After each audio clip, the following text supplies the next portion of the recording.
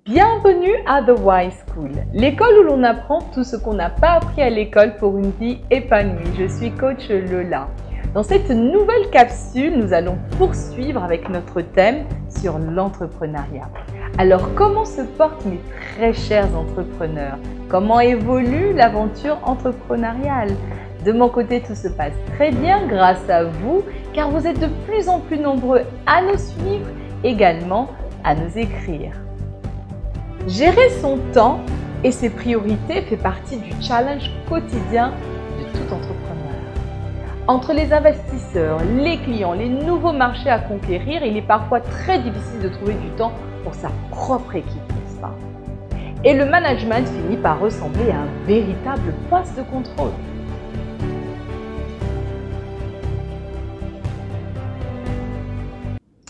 Chemise. Ok. Dossier. Ok. Ongles. Ok.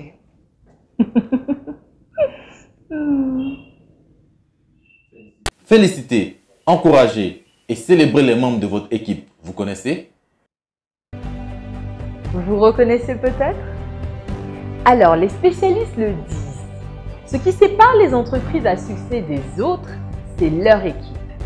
Vous l'avez compris, aujourd'hui, nous parlerons de l'importance de votre équipe et de vos efforts pour la conduire à atteindre les objectifs et même à les dépasser.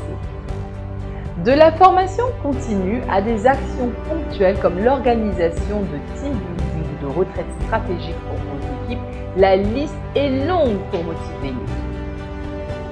Aujourd'hui, je parlerai essentiellement de 4 moments opportuns et stratégiques pour fructifier la relation avec ces personnes, ces hommes et ces femmes qui se sont engagés à vos côtés dans cette aventure.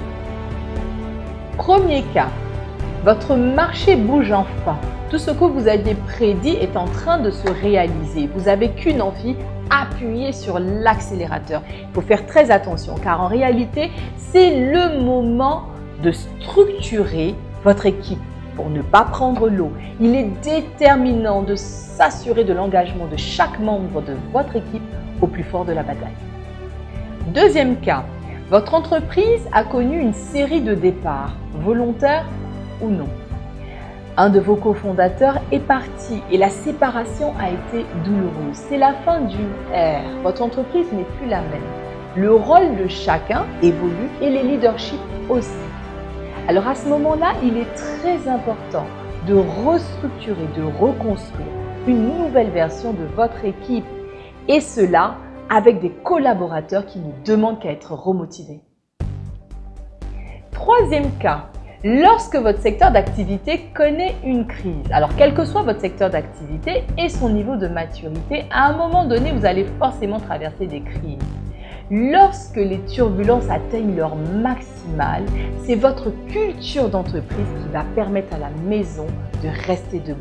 Alors c'est le moment opportun pour investir dans les personnes, les individus qui y habitent. Quatrième cas, lorsqu'il ne pleut pas. Alors j'aime beaucoup cet adage qui dit qu'il faut refaire sa toiture lorsqu'il ne pleut pas. Alors ce qui est valable pour votre maison est également valable pour votre entreprise. Il faut profiter de ces moments où il ne pleut pas et investir dans votre équipe afin d'éviter que votre toiture ne présente des fuites lors de la prochaine tempête. 4 situations, 4 périodes ultra stratégiques où vous devez être en mesure de détecter, de gérer et de motiver votre collectif.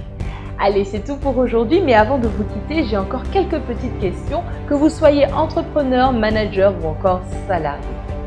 À quoi ressemble votre environnement professionnel actuel?